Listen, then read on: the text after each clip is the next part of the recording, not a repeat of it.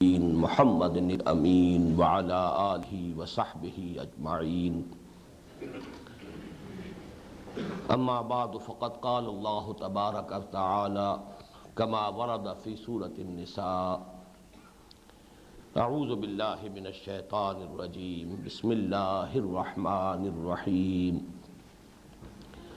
یا ایھا الذین آمنوا آمنوا باللہ ورسولہ والکتاب الذی نزل علی رسولہ والکتاب الذی انزل من قبل ومن یکفر باللہ وملائکتہ وکتبہ ورسلہ والیوم الآخر فقد ضل ضلالا بعیدا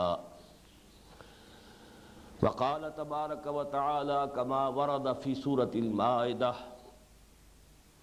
لیس علی الذین آمنوا وعملوا الصالحات جناح فیما طعموا اذا ما اتقوا وآمنوا وعملوا الصالحات ثم اتقوا وآمنوا ثم اتقوا واحسنوا واللہ يحب المحسنین وقال جل وعلا فی سورۃ الحجرات قالت الاعراب آمنا قل لم تؤمنوا ولكن قولوا اسلمنا ولما يدخل الايمان في قلوبكم وان تطيعوا الله ورسوله لا يلتكم من اعمالكم شيئا ان الله غفور رحيم انما المؤمنون الذين آمنوا بالله ورسوله ثم لم يرتابوا وجاهدوا بأموالهم وأنفسهم في سبيل الله أولئك هم الصادقون وقال عز وجل في سورة الصف يا أيها الذين آمنوا هل أدلكم على تجارة تنجيكم من عذاب أليم تؤمنون بالله ورسوله وتجاهدون في سبيل الله بأموالكم وأنفسكم ذلكم خير لكم إن كنتم تعلمون صدق الله العظيم رب اشرح لي صدري ويسر لي أمري واحلل عقدة من لساني يفقهوا قولي اللهم ربنا ألهمنا رشدنا وأعذنا من شرور أنفسنا اللهم نور قلوبنا بالایمان واشرح صدورنا للاسلام اللهم من احییته منا فاحیه علی الاسلام ومن توفیته منا فتوفه علی الایمان آمین یا رب العالمین۔ معزز حاضرین اور محترم خواتین، مجھے اندیشہ ہے کہ آج بھی مجھے کچھ وقت بعض تمہیدی باتوں پر صرف کرنا ہوگا۔ کل جب میرے خطاب کے بعد کچھ تبصرے اور کچھ سوالات سامنے آئے تو میرے لیے ایک بات بڑی حیرت کی موجب ہوئی، اور میرا وہ خیال کہ جو میں نے کل بھی ظاہر کیا کہ 20ویں صدی عیسوی کی بہت سی احیائی تحریکیں، بلکہ تقریباً سب کی سب احیائی تحریکیں عالم اسلام کی، دنیاوی اعتبار سے، عملی اعتبار سے ان کی ناکامی کا ایک بہت بڑا سبب یہ ہے کہ انہوں نے ایمان پر اس درجے زور نہیں دیا جتنا کہ دیا جانا چاہیے تھا۔ ایمان کو ٹیکن فار گرانٹڈ لیا اور سارا زور جو ہے وہ عمل پر اور عملی تقاضوں کو پورا کرنے پر صرف کیا۔ میرا یہ خیال حادث نہیں، بہت قدیم ہے، جیسا کہ میں نے کل بھی حوالہ دیا تھا۔ یہ ساری جد و جہد شروع ہوئی ہے میرا ایک چھوٹا سا کتابچہ اسلام کی نشت ثانیہ کرنے کا اصل کام، اس میں میرا یہ فکر اپنی حد تک جو میرے پاس دلائل ہیں، شواہد ہیں، ان کے ساتھ موجود ہے۔ اور انجمن کا جو ہمارا دستور ہے، انجمن خطاب القرآن کا، جس کے بطن سے یہ سب ولادت ہوئی قرآن اکیڈمی کی اور قرآن کالج کی اور قرآن آڈیٹوریم کی، جس میں اللہ کے فضل و کرم سے ہم اپنے یہ محاضرات اس سال منعقد کر رہے ہیں، اس انجمن کے دستور میں یہ ثبت ہے کہ اس کے مینیفیسٹو کی حیثیت اسی کتابچے کو حاصل ہے۔ میرا جو بھی جہاد باللسان رہا ہے پچھلے 25-26 برس کے دوران، کل یہ لفظ میری زبان پر نہیں آیا تھا، میں نے اپنی فکری اور لسانی تگ و دو کا لفظ استعمال کیا تھا، لیکن آج میں دینی اصطلاح استعمال کر رہا ہوں، جہاد باللسان۔ یہ حدیث میں یہ اصطلاح وارد ہوئی ہے۔ تو اس کے تو مین تھیمز میں سے ایک یہی تھیم ہے کہ ہم مسلمانوں میں اس وقت اصلاً جس شے کی کمی ہے وہ کنوکشن والا ایمان ہے۔ ایک نسلی عقیدے والا ایمان تو ہے ہمارے پاس، وہ متوارث طور پر ہمیں مل گیا، اس کے لیے ہمیں کوئی محنت نہیں کرنی پڑی، لیکن یہ نسلی عقیدے والا ایمان جو ہے یہ ہمارے کردار پر، ہمارے عمل پر اثر انداز نہیں ہوتا جب تک کہ وہ پرسنل کنوکشن، یقین والا ایمان حاصل نہ ہو۔ پھر یہ کہ میں نے نشأت ثانیہ میں خاص طور پر، یہ میں اس وقت تذکرہ کر رہا ہوں اگرچہ یہ میرے 5ویں خطاب کا اصل میں موضوع ہوگا، میں نے اپنے اس کتابچے میں تبلیغی جماعت کی تحریک کو علیحدہ کیا تھا کہ اس تحریک میں ایمان پر ایمفیسس ہے، ایمان کی محنت، یہ ان کی ایک بڑی اہم اصطلاح ہے، ایمان کی محنت۔ یہ لفظ آپ کو کہیں اور نہیں ملے گا، اور در حقیقت یہ اصطلاحات ہی ثابت کرتی ہیں کہ کسی تحریک کا اصل تھیم کیا ہے، اصل بنیاد کیا ہے۔ البتہ میرا جو خیال تفصیل سے آئے گا انشاءاللہ 5ویں روز، وہ یہ ہے کہ انہوں نے شعوری ایمان، علی وجہ البصیرت ایمان، اصل میں اس پر زور نہیں دیا، البتہ یہ کہ ایمان پر ان کا زور ہے۔ یہ میں تفصیل سے بعد میں عرض کروں گا۔ بعد کی گفتگو میں ایک بہت اہم سوال سامنے آیا ہے جو کل ہماری اس نشست میں تو نہیں آیا تھا، کہ اگر یہ بات صحیح ہے کہ اصل کمی یہ رہی ہے کہ ایمان پر جتنا ایمفیسس، جتنی تاکید، جتنا زور ہونا چاہیے تھا نہیں ہوا، تو اب تم نے کیا اہتمام کیا ہے، اس کمی کی تلافی کس طور سے پورا کرنے کا پروگرام ہے؟ اصلاً تو اس سوال کا جواب بھی اسلام کی نشأت ثانیہ کرنے کا اصل کام نامی جو میری تحریر ہے اس میں موجود ہے۔ اس وقت چند جملوں میں عرض کر رہا ہوں کہ در حقیقت شعوری اور علی وجہ البصیرت ایمان کا منبع اور سرچشمہ میرے نزدیک صرف اور صرف قرآن ہے۔ یہی وجہ ہے سارا ایمفیسس میری جد و جہد، میرا جہاد باللسان، تعلیم و تعلم قرآن، درس و تدریس قرآن، قرآن حکیم کی نشر و اشاعت، قرآن کے فکر کی نشر و اشاعت، قرآن کی دعوت کی نشر و اشاعت، اسی پر تو میں نے اپنی زندگی کے 25-26 برس جو ہیں سب سے بڑھ کر لگائے ہیں۔ یہ میری اسی تشخیص اور اس کی بنیاد پر جو تجویز ہے اسی کا تو مظہر ہے۔ مزید برآں 2 کام ہم نے اور بھی کیے ہیں۔ نمبر 1 یہ کہ ہم نے اس ضرورت کا احساس اجاگر کیا، جہاں کمی کا احساس ہو جائے گا اس کو پورا کرنے کے لیے دوسرے بھی سوچیں گے، غور کریں گے، اس کی طرف ان کی بھی توجہ ہو جائے گی۔ اور نمبر 3 یہ کہ ہم نے اسے ایک مستقل موضوع بنایا ہے، جیسا کہ میں نے کل بھی عرض کیا تھا، 3 سال قبل 10 خطبے میرے صرف اسی موضوع پر مسجد دارالسلام میں ہوئے، اس سے پہلے بارہا میں نے اس موضوع پر گفتگویں کی، اور جیسا کہ میں نے کل عرض کیا تھا کہ میری بڑی خواہش ہے اللہ تعالیٰ اس کو پورا کرائے۔ آپ سے بھی درخواست کر رہا ہوں کہ دعا کریں کہ منہج انقلاب اسلامی پر بھی میری باضابطہ تصنیف کوئی آ جائے۔ اسی طرح آج ریکارڈ کرا رہا ہوں کہ میری شدید خواہش ہے کہ میری یہ کتاب الایمان بھی تصنیف کی صورت اختیار کر لے۔ آج کل اگرچہ یہ آڈیو اور ویڈیو کیسٹس بہت حد تک ضرورت پوری کر دیتے ہیں، لیکن پھر بھی تصنیف کی اپنی جگہ پر اہمیت ہے۔ جائے استاد خالی است، وہ جگہ اپنی جگہ پر خالی رہے گی، اب تو اس کا مقام ہے۔ تو میری خواہش ہے، میں اللہ تعالیٰ سے دعا کرتا ہوں کہ وہ مجھے اس کی توفیق دے۔ آپ حضرات سے بھی دعا کی درخواست ہے۔ ایک تاثر میرے سامنے اور بھی آیا ہے کہ تمہاری تقریر میں زبان بھی ثقیل تھی، اس کا تو میں نے بارہا اعتراف کیا ہے۔ ایک یہ بھی کہ جب انگریزی کا کوئی جملہ بولتے تھے ترجمہ نہیں کرتے تھے، فارسی کا کوئی شعر پڑھتے تھے ترجمہ نہیں کرتے تھے، تو میں یہ گزارش کر دوں کہ میں پورا اہتمام کرتا ہوں، یہ تو نہیں کہتا کہ اس کا ترجمہ یہ ہے لفظ بلفظ، لیکن میرا اہتمام میں پورا کرتا ہوں اس بات کا کہ اگر انگریزی کا جملہ کوئی آئے، اور میں اس لیے یہ الفاظ استعمال کرتا ہوں کہ میں سمجھتا ہوں کہ بہت سے حضرات ایسے ہیں آج جن کو انگریزی کے ان الفاظ کے ذریعے سے جتنا ابلاغ ان کے ذہنوں تک ہو سکتا ہے اردو کے الفاظ سے نہیں ہو سکتا، اور ان کی ضرورت بھی ہمیں پوری کرنی ہے۔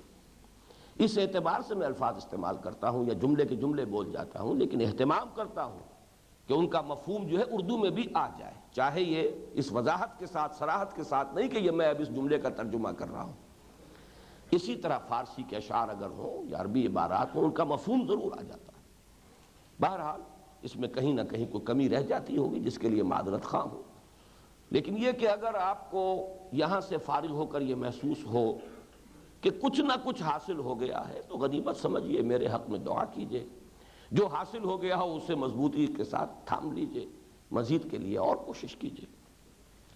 اب تمہید کے ضمن میں صرف ایک بات اور ہے، اور وہ یہ کہ کل کی میری گفتگو کا ایک قرض باقی رہ گیا تھا، وہ رواں روی چونکہ احساس ہو رہا تھا کہ وقت بہت زیادہ ہو گیا ہے، اس لیے جو آخری میری کل کی گفتگو تھی کہ 3 جو ایمانیات ہیں بنیادی، اصولی، نظری، علمی اعتبار سے اصل ایمان، ایمان باللہ، ایمان بالآخرہ بھی اسی کی ایک توسیع ہے، اللہ کی صفت عدل کی ایکسٹینشن ہے، ایمان بالرسالت بھی اسی کی توسیع ہے، اللہ کی صفت ہدایت کی توسیع ہے۔ اخلاقی اعتبار سے، عملی اعتبار سے، انسان کے کردار پر اثر انداز ہونے کے اعتبار سے اصل ایمان، ایمان بالآخرہ، آخرت کی جواب دہی کا احساس ہوگا تو عمل درست ہوگا، اگر یہ نہیں ہوگا تو ایمان باللہ بھی ذات و صفات کی ایک علمی بحث سے ذہنی ایکسرسائز بن کر رہ جائے گی، اور ایمان بالرسول بھی وہ عشق رسول کی وہ شکلیں اختیار کرے گا جو آج کل ہمارے عوام کے ہاں ہیں، دعوے زبانی بہت اور اس کے لیے جلوس بھی نکالنے کے لیے تیار، لیکن یہ کہ عمل میں اتباع رسول دیکھیں تو ڈھونڈے کو نہ ملے۔ یہ دونوں چیزیں در حقیقت نتیجہ کس بات کا ہے؟ وہ آخرت کی جواب دہی کا احساس نہیں، ایمان بالآخرت کی کمی۔ لیکن آج جو قرض مجھے ادا کرنا تھا کہ شرعی اور فقہی اعتبار سے اصل ایمان ہے ایمان بالرسالت۔ کوئی شخص موحد کامل ہو، کردار کے اعتبار سے بھی بہت بلند ہو، لیکن رسول کو نہ مانے، وہ کافر ہے، اس کی ساری توحید، اس کا سارا اخلاق، کردار، وہ سب کا سب ایمان کے اعتبار سے اس کی کوئی قدر و قیمت نہیں ہے جب تک کہ وہ رسول کی تصدیق نہ کرے۔ اس میں اصل بات تھی جس کا اضافہ کرنا چاہتا ہوں، سمجھ لیجئے کہ ایمان بالرسالت کی شرعی اور فقہی اور قانونی اہمیت اتنی زیادہ ہے کہ ایک اعتبار سے جان بوجھ کر ایک لفظ استعمال کر رہا ہوں، آپ چونک جائیں گے کہ یہ ایمان بالرسالت حاکم ہے ایمان باللہ پر بھی، ایمان بالآخرہ پر بھی۔ لفظ ثقیل استعمال کیا ہے میں نے جان بوجھ کر، حاکم ہے کس معنی میں؟ ایمان باللہ بھی صرف وہ معتبر ہوگا جو ان صفات و اسماء کے ساتھ ہو جس کی خبر ہمیں رسول سے ملی ہے۔ اپنے طور پر کوئی وجود مطلق اور کوئی جس کو کہہ دیا جاتا ہے کہ وہ یونیورسل اسپرٹ، روح کائنات یا وجود مطلق، ان چیزوں کو مانے، وہ اللہ کا ایمان شمار نہیں ہوگا جب تک کہ آمنت باللہ کما ہوا باسمائہ و صفاتہ۔ اور یہ اسماء و صفات ہمیں معلوم ہوتے ہیں قرآن سے جو ہمیں رسول کے ذریعے ملا ہے۔ جو بھی معلومات ہوئی ہے وہ ایمان بالرسالت کے تابع ہو گیا معاملہ۔ محض کسی خالق کو مان لینا ایمان باللہ نہیں شمار ہوگا، محض کسی وجود مطلق کو تسلیم کر لینا ایمان باللہ شمار نہیں ہوگا، محض کسی روح کائنات کو تسلیم کر لینا ایمان باللہ شمار نہیں ہوگا، جب تک کہ اس ہستی کے لیے وہ اسماء و صفات نہ تسلیم کیے جائیں جن کا علم ہمیں ایمان بالرسالت کے واسطے سے ہوا ہے۔ اسی طریقے سے ایمان بالآخرہ وہ بھی صرف وہ معتبر ہوگا جو ان تمام تفاصیل کے ساتھ ہو جن کی خبر دی ہے رسول نے صلی اللہ علیہ وسلم۔ محض مجازات، قانون مجازات، محض وجود کا کوئی تسلسل، یہ اگر چیز ہے تو وہ ایمان بالآخرت نہیں کہلائے گی۔ ماننا پڑے گا بعث بعد الموت، حشر و نشر، وزن اعمال، جزا و سزا، حساب کتاب، جنت اور دوزخ، جنت کی نعمتیں، دوزخ کی سزائیں اور عقوبتیں، یہ تمام چیزیں جو ہمیں ملی ہیں قرآن سے، جو ہمیں ملی ہیں احادیث نبویہ سے، ان کی تصدیق کے ساتھ جب مانیں گے ہم تب وہ ایمان بالآخرہ ہوگا دینی اعتبار سے۔ ورنہ مجرد جو ہے روح انسانی کا تسلسل، وجود انسانی کی بقا، اس کو اگر کوئی مانتا بھی ہے تو وہ ایمان بالآخرہ نہیں۔ تو یہ نقطہ تھا اصل میں جو میں چاہتا تھا کہ آج مزید واضح ہو جائے۔ اب جو آج کی گفتگو ہے اس کا جو عنوان دیا گیا ہے اخبار میں بھی اور اس وقت بھی آپ کے سامنے ہے، اس میں کچھ غلطی ہوئی ہے۔ سب سے پہلے میں اس کی تصحیح کرنا چاہتا ہوں۔ ایمان کے 2 درجے جو یہاں لکھا گیا ہے، یہ لفظ غلط استعمال ہوا ہے۔ جہاں تک درجوں کا تعلق ہے ایمان کے، وہ 2 نہیں ہے، بے شمار۔ جیسے یہ کہا گیا ہے کہ اللہ تعالیٰ تک وصول اور رسائی کے راستے اتنے ہی ہیں جتنے نفوس انسانی ہیں. اسی طریقے سے جتنے انسان دنیا میں ہوئے ہیں یا ہوں گے اتنے ہی درجے ایمان کے. اس لیے کہ ایمان کی انٹینسٹی، ایمان کی شدت، جس کو ہم کبھی تعبیر کرتے ہیں علم الیقین، عین الیقین، حق الیقین، یہ درجات ہیں. اور ایمان کی گہرائی اور گیرائی اس کے اعتبار سے بے شمار مراتب ہیں. چنانچہ اس اعتبار سے نوٹ کیجئے، میں نے یہ چند چیزیں نوٹ کی ہیں. ایک عام دیہاتی کا ایمان اور ایک عالم اور دانا اور حکیم انسان کا ایمان بہت فرق ہوگا، زمین و آسمان کا فرق ہوگا. اسی طرح صحابی رسول کا ایمان اور کسی عام مسلمان کا ایمان، بلکہ یہاں تک کہ اولیاء اللہ کا ایمان، ان میں بھی فرق و تفاوت ہے. گر حفظ مناطب نہ کنی زندگی. خود صحابہ کرام میں حضرت ابوبکر صدیق کا ایمان اور کسی عام بدو صحابی کا ایمان، ظاہر بات ہے کہ چہ نسبت خاک را بعالم پاک، زمین و آسمان کا فرق ہوگا. اس اعتبار سے میرا ذہن منتقل ہوا کہ حدیث میں آیا ہے کہ میدان حشر میں جب نور عطا ہوگا اہل ایمان کو، یہ سورہ حدید میں بھی اور سورہ تحریم میں بھی یہ مضمون آیا ہے، یسعی نورہم بین ایدیہم و بایمانہم. اس کی شرح میں حضور نے فرمایا ہے صلی اللہ علیہ وسلم کہ یہ نور جو لوگوں کو اہل ایمان کو عطا ہوگا تو اس کے بڑے مختلف درجے ہوں گے. کسی کو اتنا نور ملے گا کہ روشنی مدینے سے صنعاء تک پہنچے گی، یمن کا شہر. تاحال بھی ہم اس کا تصور نہیں کر سکتے کہ کوئی ایسی روشنی بھی ہو سکتی ہے. سورج کی روشنی تو پہنچتی ہے ہر جگہ، لیکن ہماری بنائی ہوئی جو بھی روشنی کے ذرائع ہیں ان میں سے تو کوئی اس کا تصور ہم نہیں کر سکتے. اتنا بھی نور ایمان ہوگا. اور کسی کا اتنا بھی ہوگا کہ جس سے صرف قدموں کے آگے روشنی ہو جائے، جیسے کہ وہ ٹارچ ہوتی ہے. یہ بھی شخص بڑا خوش نصیب ہوگا جسے وہ ٹارچ نصیب ہو گئی. پل صراط پر سے تو گزر جائے گا، ٹھوکر کھا کر گرے گا تو نہیں. تو بڑا خوش نصیب ہوگا وہ جسے اتنی بھی روشنی مل گئی، اتنا نور بھی مل گیا. لیکن یہ کہ فرق و مراتب زمین و آسمان کا فرق ہے. اتنی روشنی والے بھی ہوں گے کہ جن کا مدینہ منورہ سے اور صنعاء تک جس کا اس روشنی کا اثر پہنچ رہا ہو. اس اعتبار سے اب اگر میں اس اصطلاح کو یا عنوان کو کچھ غلط قرار دے رہا ہوں تو اب سوال پیدا ہوتا ہے کہ صحیح پھر عنوان آج کی گفتگو کا کیا ہے. میرے نزدیک ایمان کے دو پہلو یا ایسپیکٹس، یہ اس کے لیے صحیح عنوان ہے. اور اس کے لیے بھی میں نے تین چیزیں نوٹ کی ہیں.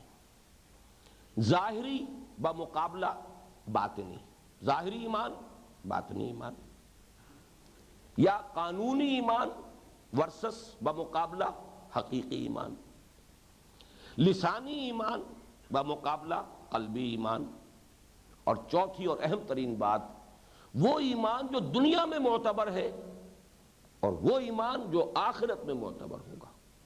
یہ چار چیزیں پھر گنوا رہا ہوں. ظاہری بمقابلہ باطنی، لسانی زبانی بمقابلہ قلبی، قانونی بمقابلہ حقیقی. اور حاصل اس کا کیا ہے کہ ایک ایمان وہ ہے جو اس دنیا میں معتبر ہے، جس کی بنیاد پر کسی کو دنیا میں مسلمان سمجھا جائے گا، اسے مسلمانوں کے حقوق حاصل ہو جائیں گے، اس کے ساتھ وہ سلوک کیا جائے گا مسلمان معاشرے اور ریاست میں جو مسلمان کے ساتھ ہوتا ہے. اور ایک ایمان وہ ہے جو آخرت میں معتبر ہوگا، جس کی بنیاد پر وہاں فیصلے ہوں گے. تو یہ ہے اصل میں تقسیم. یہ ایمان کے دو رخ ہیں، ایمان کے دو پہلو ہیں، یا ایمان کے دو ایسپیکٹس ہیں. اب اس عنوان پر جو گفتگو میں شروع کر رہا ہوں، کل کی ہماری گفتگو سے اس کا ایک رشتہ جڑ جائے گا ایمان مجمل کے الفاظ کے حوالے سے. آمنت باللہ کما ہوا باسمائہ و صفاتہ وقبلت جمیع احکامہ اقرار باللسان و تصدیق بالقلب. اقرار باللسان اور تصدیق بالقلب یہ در حقیقت ایمان کے دو رخ بن گئے. اس میں ایک بات جو نہایت اہم ہے، جس کے اوپر اصل ساری بحث کا جو ہے دار و مدار ہے آگے، یہ جو تصدیق بالقلب ہے یہ ایک خفیہ شے ہے، باطنی شے ہے، قلبی حقیقت اور کیفیت ہے. اس کی ویریفیکیشن دنیا میں نہیں ہو سکتی. توثیق یا تردید، اس بات یا نفی، ہم نہیں کہہ سکتے کہ اس شخص کے دل میں وہ ایمان ہے اور اس شخص کے دل میں نہیں ہے، اس لیے کہ ہماری رسائی وہاں تک نہیں. آخرت میں سابقہ پیش آئے گا اس سے جو علیم بذات الصدور ہے، وہ جانتا ہے جو کچھ سینوں میں ہے. یعلم ما تسرون وما تعلنون واللہ علیم بذات الصدور. لہذا وہاں کا معاملہ یہ ہے کہ وہاں کا سارا دار و مدار تصدیق بالقلب پر ہوگا. کوئی شخص دنیا میں مسلمانوں کا بہت بڑا قائد رہا ہو، مسلمانوں کا پیشوا رہا ہو، رہنما رہا ہو، جو کچھ بھی رہا ہو، اگر وہ تصدیق بالقلب سے خالی پہنچا ہے آخرت میں تو اس کا ایمان معتبر نہیں ہوگا. لیکن اس دنیا میں تصدیق بالقلب یہ ہمارے تحقیق تفتیش اس کا موضوع بن ہی نہیں سکتا، اس کو ہم ویریفائی کر ہی نہیں سکتے، اس کے بارے میں اثباتاً یا نفیاً کوئی حکم لگا ہی نہیں سکتے. لہذا اس دنیا میں جو ایمان معتبر ہے، جس کی بنیاد پر کسی کو مسلمان سمجھا جائے گا، وہ صرف قول ہے، اقرار ہے، اقرار باللسان. یہ ہے اصل اساس ان دونوں ایمان کے ان دو ایسپیکٹس کو علیحدہ علیحدہ کر دینے کی. اب اس میں جو اشکالات پیش آتے ہیں پہلے وہ اگر سامنے آ جائیں تو پھر جو ان کے جوابات ہیں ان کو سمجھنا آسان ہوگا. دیکھیے سورہ نساء میں فرمایا، آیت نمبر 94 ہے، وَلَا تَقُولُوا لِمَنْ أَلْقَى إِلَيْكُمُ السَّلَامَ لَسْتَ مُؤْمِنًا. یہ پوری تفصیل یوں ہے کہ اے مسلمانوں، جب تم نکلو اللہ کی راہ میں جہاد کے لیے تو اگر کوئی شخص تمہیں سلام کرے یا تمہارے سامنے اطاعت پیش کرے، یہ دو ترجمے کیے گئے ہیں. القا الیکم السلام لفظی معنی تو یہ ہوں گے جو سلام کرے، السلام علیکم. یہ بھی گویا کہ ایک اظہار اسلام تھا کہ میں بھی مسلمان ہوں. لیکن مولانا تھانوی رحمۃ اللہ علیہ نے ترجمہ کیا جو اطاعت ظاہر کرے. حضرت شیخ الہند نے جو سلام کرے ترجمہ کیا، یہی مولانا مودودی نے، یہی مولانا اصلاحی صاحب نے اختیار کیا. لیکن میں سمجھتا ہوں کہ ترجمہ بہت زیادہ بہتر ہے جو مولانا تھانوی رحمۃ اللہ علیہ کا، جو اسلام ظاہر کرے. تم مت کہو اسے کہ تم مومن نہیں ہو. ٹیمپٹیشن یہ ہوتی تھی اصل میں کہ اگر اس سے مسلمان مان لیا، مومن مان لیا، تو اب اس کی جان بھی محفوظ، مال بھی محفوظ، اور نہ مانو تو اسے قتل کرو اور اس کا مال جو ہے وہ مال غنیمت شمار کرو. تو نفس کی ٹیمپٹیشن ہوتی تھی. اسی کی وضاحت آیت میں بھی، آیت لمبی ہے، میں وقت کا خیال کرتے ہوئے صرف اس کا جو ضروری حصہ ہے وہ میں نے صرف یہاں بیان کیا ہے. اب اس کے مقابلے میں ابھی آیات میں نے آپ کو سنائی. ایک طرف یہ کہا جا رہا ہے اس سے تم نہیں کہہ سکتے کہ تم مومن نہیں ہو. مسلمہ نہیں کہا، لستا مومنا، تم نہیں کہہ سکتے کہ تم مومن نہیں ہو. اور سورہ حجرات کی آیت جو ہم نے پڑھی ابھی، وہاں فرمایا گیا انما المؤمنون الذین آمنوا باللہ ورسولہ ثم لم یرتابوا وجاہدوا باموالہم وانفسہم فی سبیل اللہ اولئک هم الصادقون. مومن تو صرف وہ ہیں جو ایمان لائیں اپنے رب پر، اللہ پر اور اس کے رسول پر، پھر شک ہرگز نہ کریں. لم یرتابوا، شکوک و شبہات کا کوئی کانٹا چبھا نہ رہ گیا ہو، اور جہاد کریں اللہ کی راہ میں اور کھپائیں اس میں اپنی جانیں بھی اور مال بھی. صرف وہ لوگ سچے ہیں دعویٰ ایمان میں. اب یہ آیت بھی قرآن کی ہے اور وہ آیت بھی قرآن کی ہے. لا تقولوا لمن القا الیکم السلام لست مؤمنا.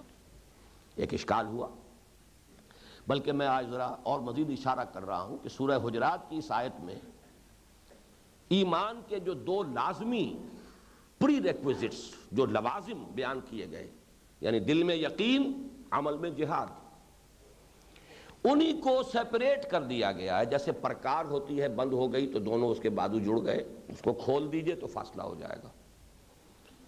یہ اہل علم کی توجہ کے لیے ایک نقطہ ہے جو عرض کر رہا ہوں. یہ پرکار کھل گئی ہے سورہ انفال میں. سورہ انفال کی ادھر شروع میں پہلی آیت چھوڑ دیجئے، آخر میں آخری آیت چھوڑ دیجئے، تو دونوں مقامات پر یہی حصر کا اسلوب ہے. ارشاد ہوتا ہے آغاز میں آیت نمبر 2، 3 اور 4، انما المؤمنون الذین اذا ذکر اللہ وجلت قلوبہم واذا تلیت علیہم آیاتہ زادتہم ایمانا وعلی ربہم یتوکلون الذین یقیمون الصلاۃ ومما رزقناہم ینفقون اولئک هم المؤمنون حقا لہم درجات عند ربہم ومغفرۃ ورزق کریم۔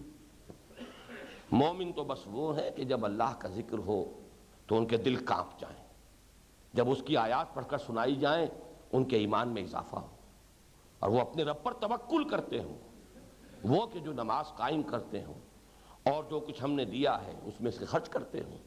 یہ ہے سچے مومن، اولئک ھم المؤمنون حقا لہم درجات عند ربہم ومغفرۃ ورزق کریم۔ ان کے لیے ان کے رب کے پاس درجات بھی ہیں اور رزق کریم ہے۔ یہ تو پرکار کا ایک سرا ہو گیا، اور دوسرا سرا آئیے، یہ لاسٹ بٹ ون آیت ہے، آخری سے پہلی، وہاں جہاد کا ذکر آ رہا ہے۔ یہ یقین قلبی کے مظاہر تھے، وہاں جہاد، والذین آمنوا وہاجروا وجاہدوا فی سبیل اللہ، والذین آووا ونصروا اولئک ھم المؤمنون حقا لہم مغفرۃ ورزق کریم۔ وہ لوگ جو ایمان لائے، جنہوں نے ہجرت کی، جنہوں نے جہاد کیا اللہ کی راہ میں، اور وہ لوگ جنہوں نے انہیں پناہ دی اور ان کی مدد کی، یعنی مہاجرین اور انصار، یہ جہاد اور ایثار اور مالی اور جانی قربانی، اولئک ھم المؤمنون حقا، یہ ہے سچے اور حقیقی مومن۔ تو اب ذرا وہ کنٹراسٹ زیادہ نمایاں ہو کر آ گیا۔ ایک طرف قرآن یہ کہہ رہا ہے جو بھی تمہیں سلام کرے یا اطاعت ظاہر کرے تم نہیں کہہ سکتے کہ تم مومن نہیں ہو۔ دوسری طرف قرآن ایمان کے لیے کوالیفائی کرنے کے لیے پری کوالیفیکیشن جو ہے وہ اتنی عظیم پری کوالیفیکیشن بیان کر رہا ہے۔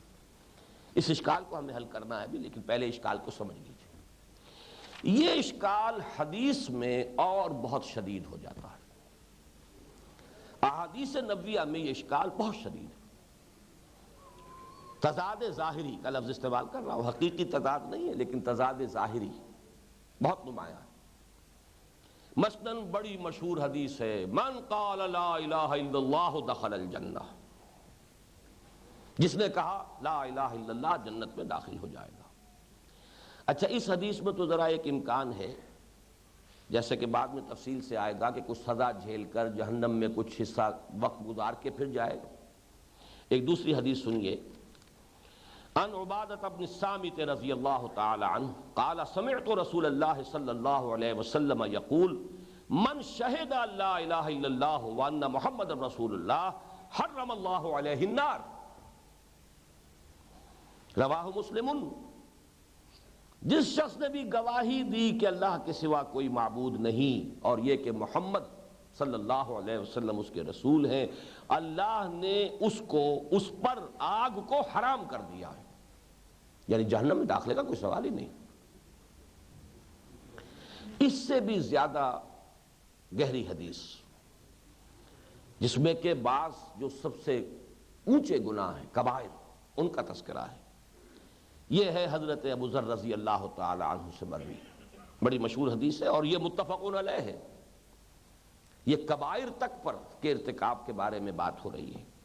عن ابی ذر قال اتیت النبی صلی اللہ علیہ وسلم وعلیہ ثوب ابیض وهو نائم ثم اتیتہ وقد استيقظ فقال، حضرت ابو ذر فرماتے ہیں کہ میں ایک مرتبہ حضور کی خدمت میں حاضر ہوا تو ان پر آپ نے ایک چادر اوڑھی ہوئی تھی سفید اور سوئے ہوئے تھے، تو گویا کہ وہاں سے واپس ہو گئے، دوبارہ حاضری دی تو آپ جاگ چکے تھے۔ اب یہ جاگ کر حضور نے فرمایا فقال ما من عبد اللہ ما من عبد قال لا الہ الا اللہ ثم مات علی ذلک الا دخل الجنہ، حضور نے فرمایا نہیں ہے کوئی بندہ جو کہے لا الہ الا اللہ اور اسی پر اس کی موت واقع ہو، لا الہ الا اللہ سے منحرف نہ ہو، وہ جنت میں داخل ہو جائے گا۔ اب حضرت ابو ذر کے بارے میں نوٹ کر لیجئے، وہ فقراء صحابہ میں سے، اور ان کا زہد تو یوں سمجھیے خود حضور نے جو سند دی ہے کہ من کان یسرہ ان ینظر الی زہد عیسیٰ فلینظر الی صاحب ابی ذر، اگر کسی کی خواہش ہو کہ حضرت عیسیٰ کا زہد اپنی آنکھوں سے دیکھے تو دیکھ لے میرے ساتھی میرے دوست ابو ذر کو، زہد میں اس انتہا کو پہنچے گے۔ جن کا مزاج یہ ہے وہ چونک گئے، حضور نے یہ کیا فرمایا، دین کو تو بالکل ہی آسان کر دیا، کوئی گرفت رہی ہی نہیں۔ تو وہ یہ فرماتے ہیں کہ میں نے کہا قلت ان زنا و ان سرق، کیا وہ جنت میں چلا جائے گا چاہے اس نے زنا کیا ہو اور چاہے اس نے چوری کی ہو؟ قال و ان زنا و ان سرق، پیاری حدیث ہے، اور اس سے قرب کا بھی اظہار ہوتا ہے۔ حضرت ابو ذر سے کتنا قرب تھا حضور کو، اور حضرت ابو ذر وہ تو نام ہی حضور کا لیتے ہیں، اوصانی خلیلی، میرے خلیل، میرے دوست۔ تو حضور نے بھی فرمایا ہاں وَإِن زَنَا وَإِن سَرَقَ، چاہے اس نے زنا کیا ہو اور چاہے چوری کی ہو۔ انہوں نے پھر کہا وَقُلْتُ وَإِن زَنَا وَإِن سَرَقَ، کیا واقعی حضور چاہے اس نے زنا کیا اور چوری کی ہو؟ آپ نے فرمایا قَالَ وَإِن زَنَا وَإِن سَرَقَ، پھر دہرایا آپ نے ہاں چاہے اس نے چوری کی ہو، زنا کیا ہو۔ قُلْتُ وَإِن زَنَا وَإِن سَرَقَ، تیسری مرتبہ قَالَ وَإِن زَنَا وَإِن سَرَقَ عَلَى رَغْمِ أَنْفِ أَبِي ذَرٍ، حضور نے فرمایا ہاں چاہے زنا کیا ہو چاہے چوری کی ہو۔ اور یہ علی الرغم جسے ہم کہتے ہیں، یہ ناک جو ہے ابو ذر کی، اس کے علی الرغم، یعنی چاہے ابو ذر کو یہ پسند ہو نہ ہو، اس سے اللہ کو کوئی بحث نہیں ہے، ابو ذر کو یہ بات اچھی لگے نہ لگے، لیکن یہ کہ وہ جنت میں جائے گا۔ اب ایک طرف یہ تین حدیثیں، صرف زیادہ لمبا وقت نہیں ہے، میں سمجھتا ہوں کہ مضمون کی جو اہمیت ہے اس کو واضح کرنے کے لیے کفایت کریں۔ دوسری طرف حدیثیں نہ صرف کبائر پر بلکہ محض کج خلقی پر ایمان کی نفی مطلق۔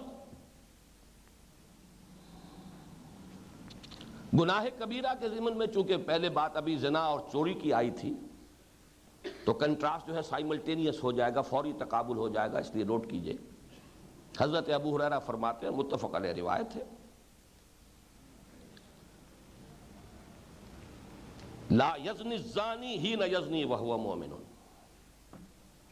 کوئی زانی زنا نہیں کرتا حالت ایمان میں۔ ولا یسرق السارق حین یسرق وہو مومن، نہیں چوری کرتا کوئی چوری کرنے والا حالت ایمان میں۔ ولا یشرب الخمر حین یشرب وہو مومن، کوئی شراب پینے والا حالت ایمان میں شراب نہیں پیتا۔ نفی ہو گئی۔ اس سے بھی زیادہ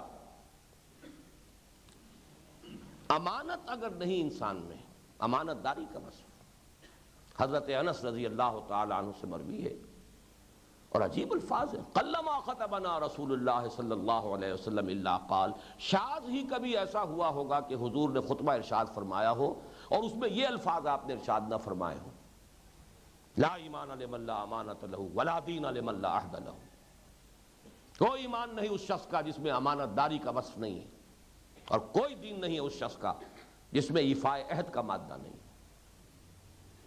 بڑا کیٹیگوریکل سٹیٹمنٹ ہے، لا ایمان لا دین، لا ایمان لمن لا امانت لہ ولا دین لمن لا عہد لہ۔ میرے نزدیک اس موضوع پر جو کلائمیکس ہے وہ حدیث ہے کہ جو متفق علیہ ہے حضرت ابو ہریرہ سے۔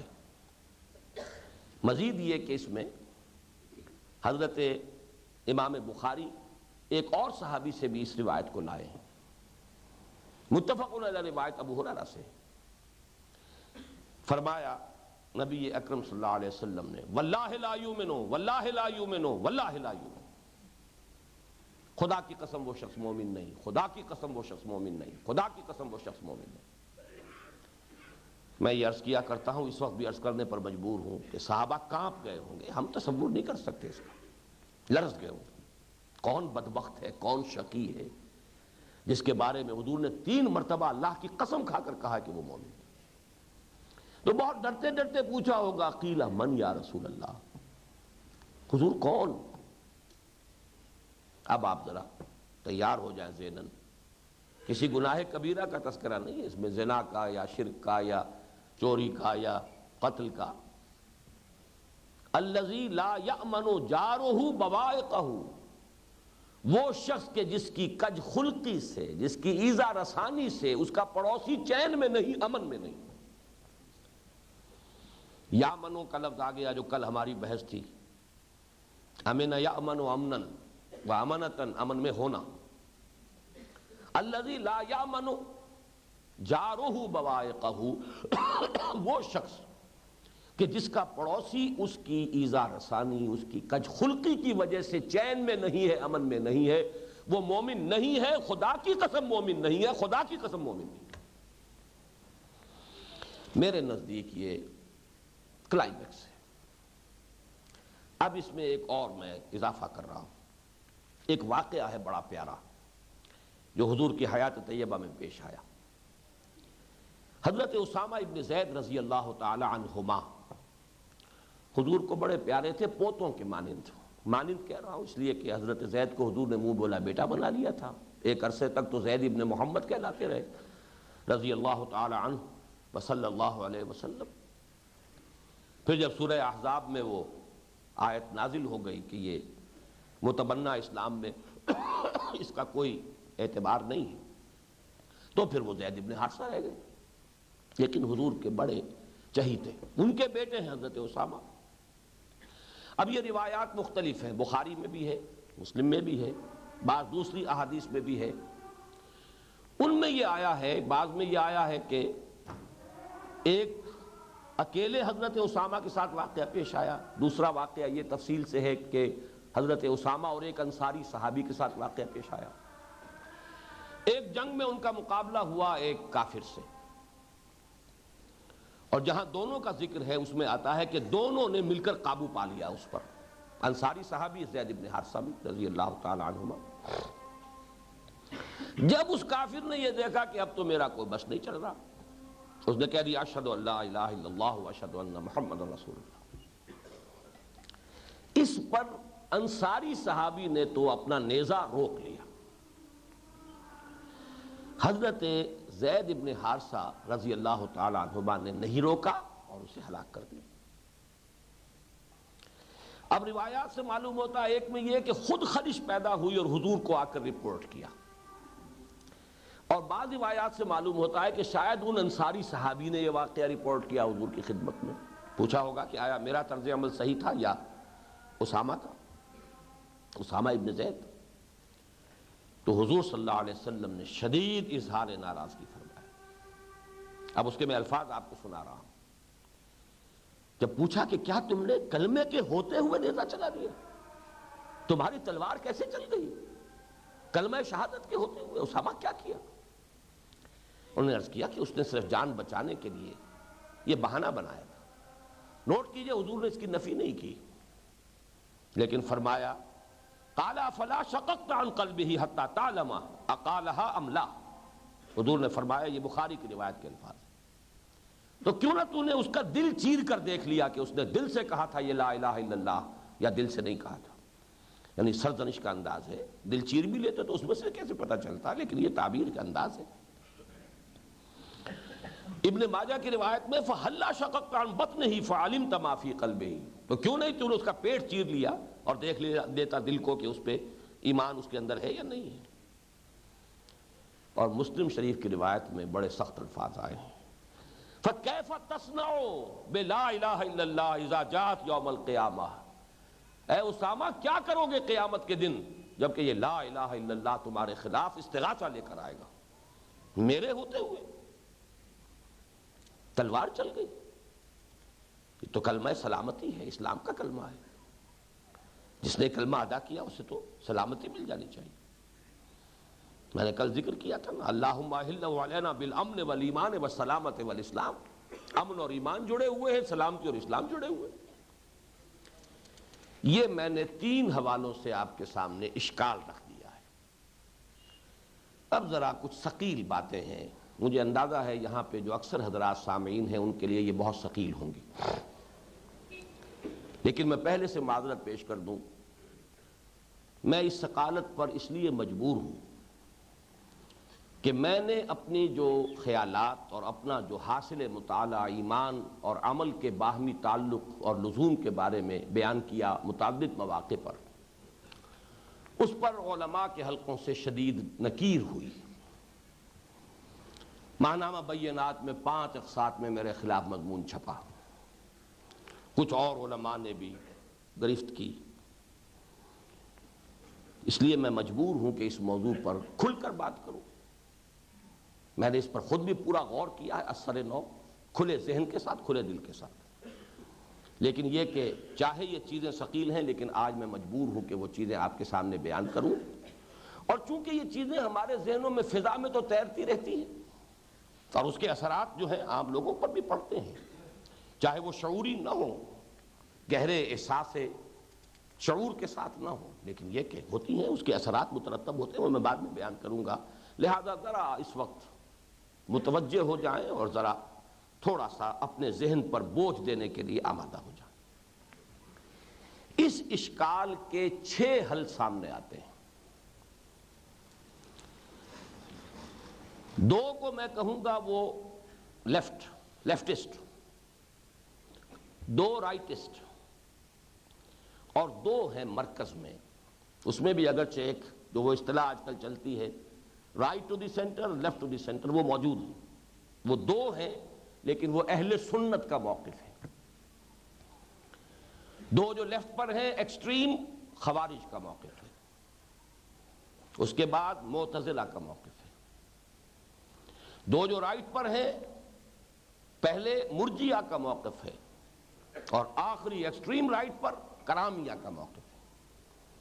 یہ 6 تو میں چاہتا ہوں کہ ذرا اچھی طرح آپ سمجھ لیں. ہمیں بھی اپنا معین کرنا ہوگا ہم کہاں ہیں اس مسئلے میں، اس اشکال کے حل کے ذمہ. حقیقت کے اعتبار سے 6 بھی نہیں 8 ہیں. معتزلہ کے پڑوس میں اہل تشیع واقع ہوئے ہیں،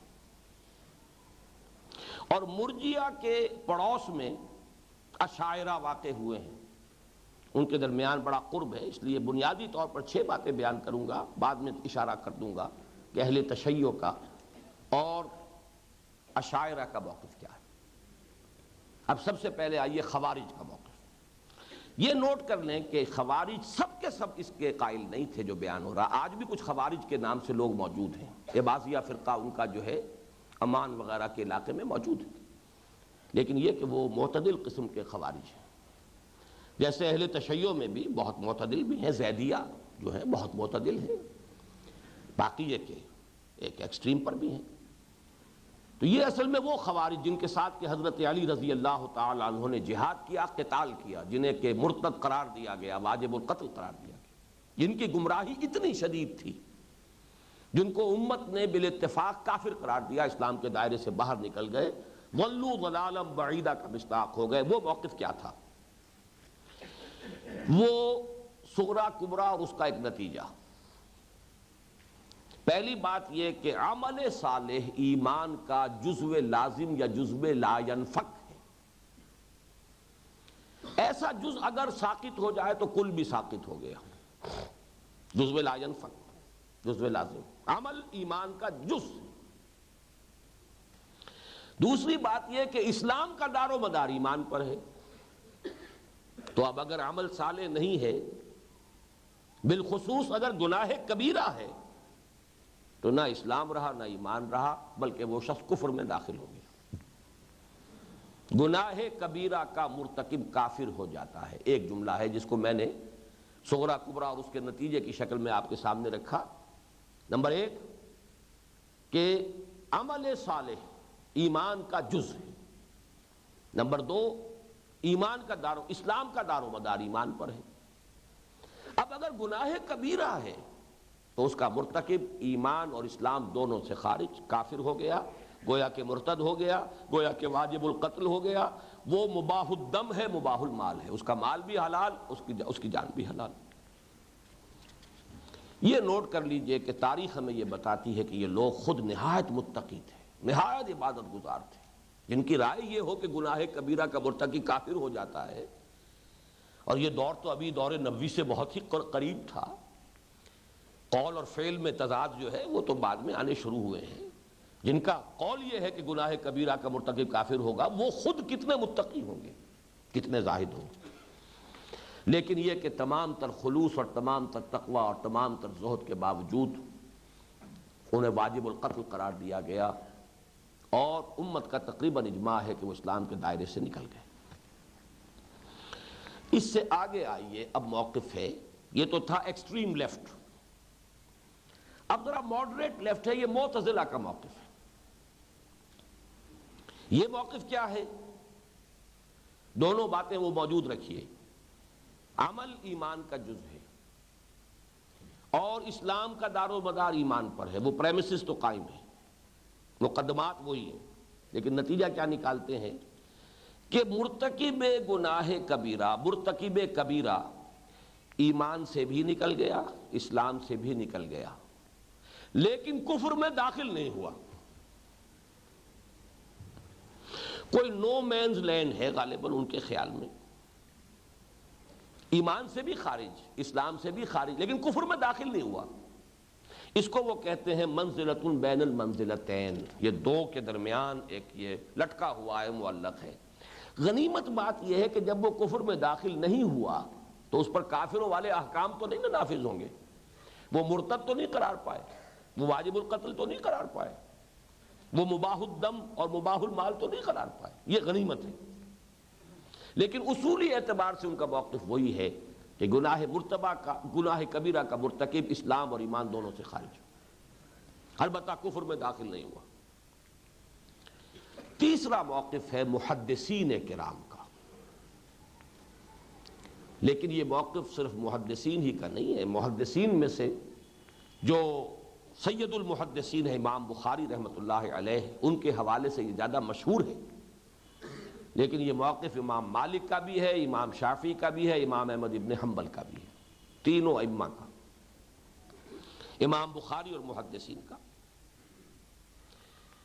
ان کو میں اہل سنت میں شمار کر رہا ہوں، لیکن لیفٹ ٹو دی سینٹر، تھوڑا سا ایک طرف ہے، ایک دائرے کے اندر دو موقف آ رہے ہیں، دونوں ہیں اہل سنت کے دائرے میں، لیکن لیفٹ ٹو دی سینٹر۔ ان حضرات کا کہنا یہ ہے کہ ایمان کا جز ہے عمل، اس میں تو کوئی شک نہیں، لیکن بد عملی کی وجہ سے، گناہ کی وجہ سے انسان نہ ایمان سے خارج ہوتا ہے نہ اسلام سے خارج ہوتا ہے۔ تھوڑا سا منطقی جھول آتا ہے اس میں، لیکن یہ کہ جو موقف ان کا ہے وہ ہمیں سمجھ لینا چاہیے۔ قول و عمل، ایمان، عمل اور قول دونوں کے مجموعے کا نام ہے، لیکن وہ شدت نہیں ہے نہ معتزلہ والی کہ اسلام اور ایمان سے خارج ہو گیا لیکن کفر میں داخل نہیں ہوا، نہ خوارج والی کہ اسلام سے باہر، ایمان سے باہر، کفر میں داخل۔ البتہ وہ چیز قدر مشترک ہے کہ عمل بھی ایمان کا جز ہے۔ چوتھا موقف ہے امام ابو حنیفہ رحمۃ اللہ علیہ اور ان کے متبعین، مقلدین، ان کے شاگردوں کا، اور گویا کہ یہ احناف کا یہ موقف ہے۔ یہ رائٹ ٹو دی سینٹر میں اسے کہہ رہا ہوں، ہے درمیان میں، اہل سنت کا ہی، محدثین اور یہاں فقہا۔ ان کے نزدیک ایمان اور عمل دو جدا گانہ اینٹیٹیز ہیں، ان کے مابین تلازم نہیں ہے، یہ باہم لازم و ملزوم نہیں ہے۔ ایمان نام ہے امام ابو حنیفہ کے نزدیک صرف تصدیق اور اقرار کا، دل سے تصدیق اور عمل میں اقرار۔ باقی دوسرے گناہوں پر چاہے وہ کبیرہ گناہ ہو تکفیر نہیں ہوگی۔ البتہ یہ ہے کہ ایمان کی جو ہے کمیت کے اندر عمل سے اضافہ ہو جائے گا، یا ایمان کی کمیت کا انسان کے عمل میں ظہور ہو جائے گا، البتہ تصدیق جو کی تو وہیں کی وہیں رہتی ہے، اس کے اندر کوئی تغیر یا اضافہ یا کمی پیش نہیں آتی۔ اور جن احادیث میں عمل کی بنیاد پر ایمان کی نفی کی گئی ہے، ان کی توجیہ ان کے نزدیک یہ کہ یہ کمال ایمان کی نفی ہے، نفس ایمان کی نہیں۔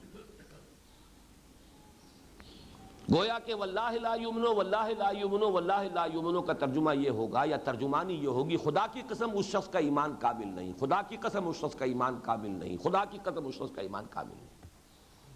یہ گویا کہ ترجمانی ہوگی، مراد یہ ہوگا۔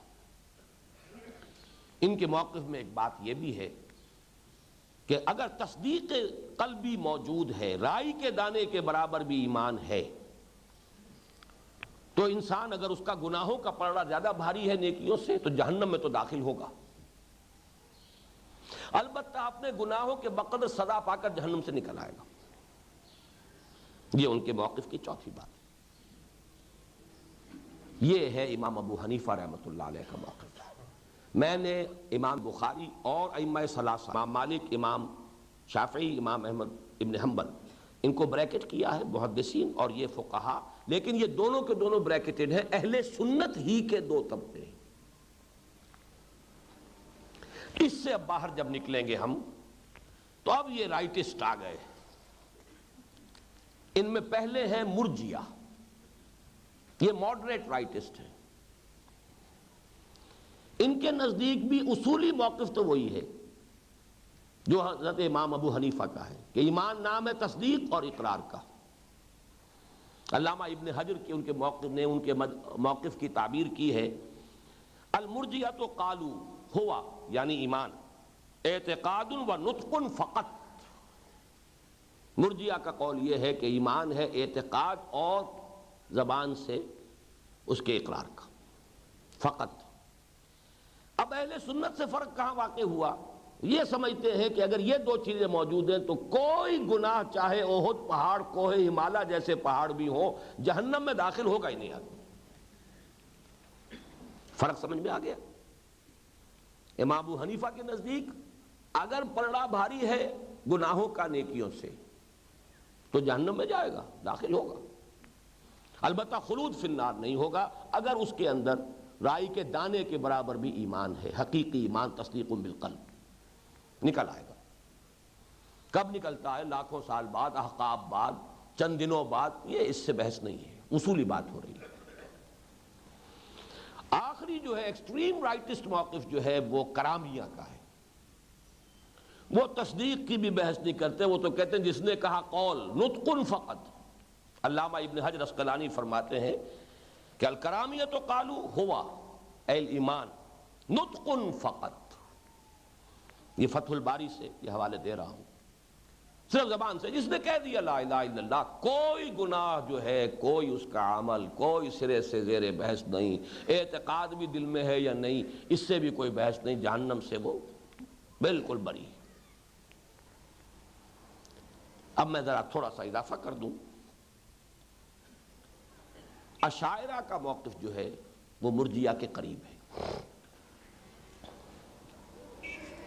وہ بھی یہ کہتے ہیں کہ ایمان صرف اعتقاد کا نام ہے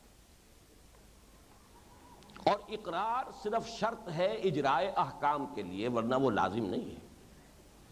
یعنی اس کو سمجھ لیجئے کہ فرق کیا ہوا۔ اعتقاد ہے، اظہار نہیں کر سکا کوئی شخص، فرض کیجئے خوف کی وجہ سے، ایک شخص دل میں حضور کو رسول سمجھ چکا ہے لیکن قتل کے خوف کی وجہ سے اور جو شدید پرسیکیوشن ہو رہی اس کی وجہ سے اظہار نہیں کر پایا، تو اللہ کے ہاں تو فیصلہ جو ہے وہ قلبی کیفیت پر ہوگا۔ لہذا مرجیہ کے قریب اشاعرہ کا موقف ہے، امام ابو الحسن علی اشعری۔ ان کے موقف کی تائید میں ایک حدیث آپ کو سنا رہا ہوں، یہ بخاری میں بھی ہے، مسلم میں بھی ہے، حضرت انس سے رضی اللہ تعالی عنہ۔ بڑا پیارا واقعہ یہ بھی، جیسے حضرت ابو ذر والا واقعہ بڑا پیارا ہے۔ حضرت انس فرماتے ہیں کہ ایک مرتبہ حضور اور حضرت معاذ رضی اللہ تعالی عنہ یہ ایک ہی سواری پر تھے، ردیف تھے حضرت معاذ حضور کے۔ اب اثناء سفر میں چل رہا ہے، اونٹ چل رہا ہے، آگے حضور بیٹھے ہیں، پیچھے حضرت معاذ۔ آپ نے فرمایا یا معاذ، انہوں نے عرض کیا لبیک یا رسول اللہ وسعدیک، میں حاضر ہوں، متوجہ ہوں، فرمائیے۔ آپ نے پھر فرمایا، کچھ بات اور نہیں فرمائی، یا معاذ لبیک یا رسول اللہ وسعدیک۔ تیسری مرتبہ پھر فرمایا یا معاذ لبیک یا رسول اللہ وسعدیک۔ اس کے بعد فرمایا حضور نے، اب دیکھیے اہمیت کا عالم، ما من عبد یشہد ان لا الہ الا اللہ وان محمد رسول اللہ صدقا من قلبہ الا حرمہ اللہ علی النار۔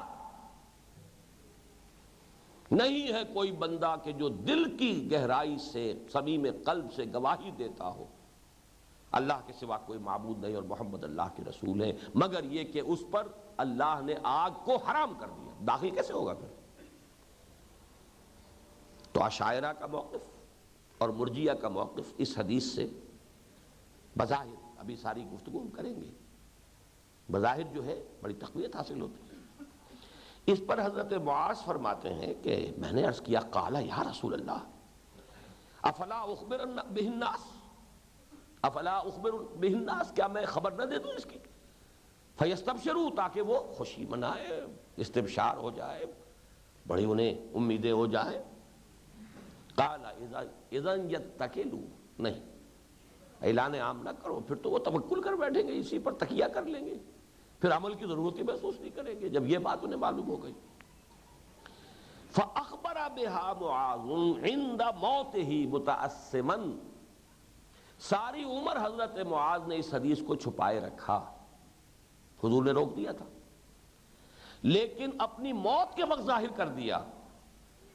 غلبہ حال ہو گیا اس کا، غلبہ حال اس وقت کہ ایسا نہ ہو کہ علم کے کتمان کا جرم جو ہے میں اس کا مرتکب قرار پاؤں. کتمان علم کو چھپا لیا میں نے.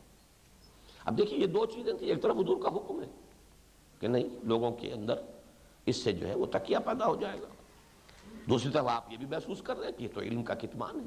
بہرحال موت کے وقت پھر انہوں نے یہی فیصلہ کیا کہ مجھے اس حدیث کو ظاہر کر دینا چاہیے، علم ہے، حضور کا فرمان ہے. اہل تشیع معتزلہ کے قریب ہیں، اور انہوں نے ایک اضافی جو معاملہ اس میں کیا ہے وہ یہ ہے کہ دنیا میں فیصلے کرنے شروع کر دیے کون صرف مسلمان ہے، کون مومن ہے اور کون منافق ہے. حالانکہ یہ فیصلے صرف قیامت میں ہونے ہیں. دنیا میں تو ہمارا معاملہ ہوگا ظاہر کے اعتبار سے، دل چیر کر دیکھ نہیں سکتے.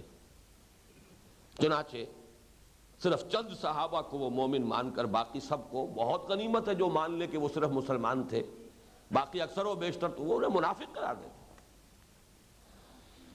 یہ گویا کہ معتزلہ ہی کے موقف کی اپلیکیشن ہے بالفعل جو اس دنیا میں انہوں نے کر دی. ایک قدم آگے بڑھ گئے، ورنہ موقف ان کا وہی ہے جو معتزلہ کا ہے.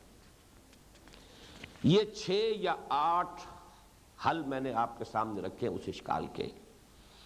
اب اس کا ذرا ایک اور اعتبار سے جائزہ لے لیں. یہ گویا کہ اسی سبق کا اعادہ ہو جائے گا، یاد دہانی. یہاں میں نے 4 درجے قائم کیے. وہ ترتیب اور تھی، 2 ایکسٹریم لیفٹ پر، 2 ایکسٹریم رائٹ پر، 2 درمیان میں اہل سنت کے 2 حصے، وہ بھی left to the centre, right to the centre. اب یہاں پر نوٹ کیجئے، کرامیہ جو ایکسٹریم رائٹسٹ ہیں وہ صرف اقرار اور قول اور نطق ہی کو کافی سمجھتے ہیں. چھٹی ہوئی، اس نے کہہ دیا گویا کہ وہ ان احادیث کو بالکل ان کے لٹرل معنی میں، بالکل لغوی معنی، من قال لا الہ الا اللہ دخل الجنہ، جس نے شہادت دے دی حرم علیہ النار، اللہ تعالیٰ نے اس پر آگ کو حرام کر دی. وہ تو قول ہی ہے نا، اور کیا ہے. انہوں نے صرف نطق کو کافی سمجھا. اشاعرہ نے صرف تصدیق کو کافی سمجھا. جب دل میں تصدیق ہے تو اقرار تو ہو ہی جائے گا، الا یہ کہ کوئی قتل کا فرض کیجئے کہ خوف ہو تو کیا کرے گا آدمی، جبکہ قرآن مجید میں ثبوت موجود ہے کہ آدمی اگر موت کا اندیشہ ہو تو حرام کھا سکتا ہے. الا ان تتقوا منہم تقاہ، جان کا اندیشہ ہو تو آدمی کفر کا بھی اظہار کر سکتا ہے. وَقَلْبُهُ مُطْمَئِنٌ بِالْإِيمَانِ، اگر قلب قائم ہے ایمان پر تو زبان سے کفریہ کلمہ کہہ کر بھی جان بچانے کی اجازت ہے. جب ایک دفعہ اظہار ایمان کے بعد اجازت ہے کہ آپ زبان سے کلمہ کفر کہہ سکتے ہیں جان بچانے کے لیے، تو اس کے ابتدائی کتمان کا بھی اسی کے اوپر قیاس کیا جا سکتا ہے. لیکن جو اب ترتیب جو چل رہی ہے سمجھیے، صرف اقرار کرامیہ، صرف تصدیق اشاعرہ. تصدیق جمع اقرار، دل سے تصدیق ہو زبان سے اقرار ہو. یہ مرجیہ کا موقف بھی ہے اور امام ابو حنیفہ کا بھی ہے، احناف کا بھی ہے. الایمان و تصدیق و اقرار، قول، عمل کو شامل نہیں کرتے اس میں. لیکن مرجیہ کا موقف یہ ہے کہ اگر یہ تصدیق اور اقرار موجود ہے، اگر تصدیق موجود ہے، اقرار بھی موجود ہے، لیکن عمل میں گناہوں کا پلڑا بھاری ہے نیکیوں سے، تو جہنم میں داخل ہوگا. البتہ خلود فی النار نہیں، ہمیشہ نہیں رہے گا، وہاں سے نکل آئے. نمبر 4 ہے کہ تصدیق جمع اقرار جمع عمل. الایمان تصدیق و اقرار و عمل، یہ 3 کا موقف ہے، محدثین کرام کا ہے. لیکن وہ گناہ کبیرہ یا بد عملی کی وجہ سے ایمان سے خارج نہیں کرتے، اسلام سے بھی خارج نہیں کرتے. یہی معتزلہ کا موقف ہے، تصدیق جمع اقرار جمع عمل، لیکن وہ خارج کر دیتے ہیں ایمان سے بھی اسلام سے بھی، لیکن کفر میں داخل نہیں کرتے۔ یہ غنیمت ہے۔ آخری انتہا پر جو ہے خوارج ہیں، جو کہ کفر میں داخل کر کے مرتد قرار دے کر واجب القتل، مباح الدم، مباح المال قرار دے۔ یہ ہے خلاصہ۔ اب اس میں جو میں بات عرض کر رہا ہوں اس پر توجہ فرمائیے۔ خوارج اور کرامیہ گمراہی کی انتہاؤں پر ہیں، ایکسٹریم صورتیں ہیں۔ محض اقرار کافی، عمل ہے یا نہیں ہے، بد عملی ہے، کچھ ہو، اقرار ہے کافی۔ وہاں یہ کہ گناہ کبیرہ ہوا، اسلام بھی ختم، ایمان بھی ختم، کفر میں داخل، تکفیر۔ یہ دو ایکسٹریمز ہیں جو بالکل شدید گمراہی کی ہیں۔ بہت ہمت کر کے ایک بات کہہ رہا ہوں کہ معتزلہ کا موقف جو ہے محمل ہے، بے معنی ہے۔ ایمان اور اسلام سے تو نکل گئے لیکن کفر میں داخل نہیں ہوئے۔ اسلام اور کفر کے مابین کوئی نو مینز لینڈ نہیں ہے۔ اسلام سے بھی نکل گیا تو کفر میں پہنچ گیا لا محالہ۔ یہ سرحدیں تو متصل ہیں، ایک ہی سرحد ہے جو جدا کر رہی ہے۔ ادھر سے نکلے پاکستان کی سرحد سے نکلے تو ہندوستان کی سرحد ہے، لیکن ہماری سرحدوں پر تو نو مینز لینڈ ہوتا ہے، وہ انتظامی امور ہے، لیکن اسلام اور کفر کے مابین کوئی نو مینز لینڈ نہیں۔ لہذا معتزلہ کا موقف میرے نزدیک محمل ہے۔ ائمہ اربعہ، اب میں یہاں جمع کر رہا ہوں چاروں ائمہ کو، امام ابو حنیفہ، امام مالک، امام شافعی، امام احمد ابن حنبل، اور محدثین اور فقہا کا موقف، بلکہ کسی حد تک معتزلہ کا موقف بھی، اس لیے کہ جب انہوں نے کافر قرار نہیں دیا، کفر میں داخل ہونا قرار نہیں دیا، تو اجراء احکام تو نہیں ہوگا کافر والا۔ دنیا کے نتیجے کے اعتبار سے یہ تمام موقف ایک ہی ہیں۔ ایمان سے نکل گیا، اسلام سے نکل گیا لیکن کفر میں نہیں گیا، ایمان سے نکل گیا لیکن اسلام سے نہیں نکلا، یا ایمان کو بھی کوئی گردن نہیں پہنچا، یہ کچھ بھی آپ کہہ لیں، دنیا میں تو در حقیقت جو بھی اجراء احکام ہے، یا کسی پر مسلمان کا حکم جو ہے جاری کیا جائے گا، یا کسی پر کافر کا حکم جاری کیا جائے گا۔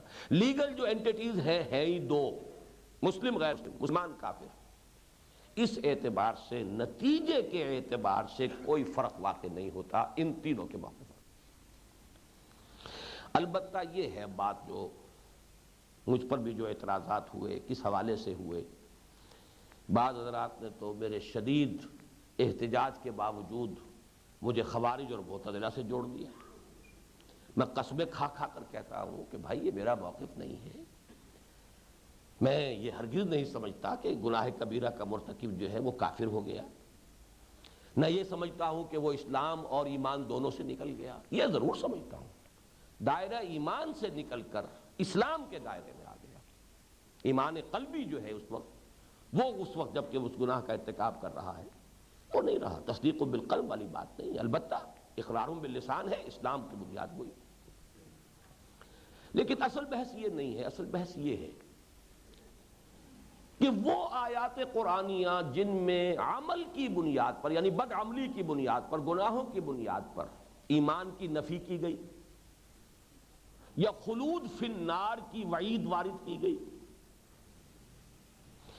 در حقیقت جب ان کی آپ ترجمانی کریں گے، تعبیر کریں گے، تو ایک شکل تو یہ کہ آپ کہیں اس میں کمال ایمان کی نفی ہے، نفس ایمان کی نفی نہیں ہے، کر دیا۔